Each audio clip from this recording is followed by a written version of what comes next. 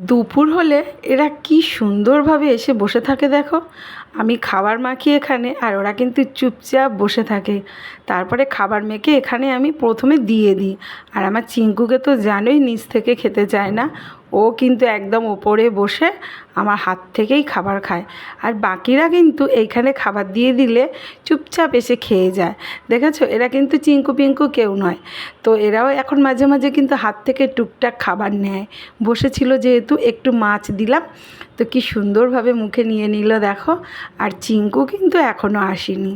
ওনার তো আবার সময়ের কোনো ঠিক নেই, কখন আসবেন বাবু, চারিদিকে ঘুরে ঘুরে সে নিজেই জানে। আর কি বলো তো বন্ধুরা, দুপুরে যতক্ষণ ওদেরকে না খেতে দিই ততক্ষণ কিন্তু আমারও খেয়ে শান্তি হয় না।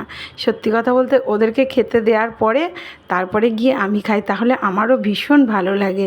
আর তোমাদেরকে তো এর আগেও বলেছি, ওরা কিন্তু বিশেষ করে আমার চিঙ্কু কিন্তু 4টে, 4:30, 5টা বেজে গেলেও এক দিন এসে ডাকতে থাকে। দেখো কি সুন্দর ওরা খাচ্ছে।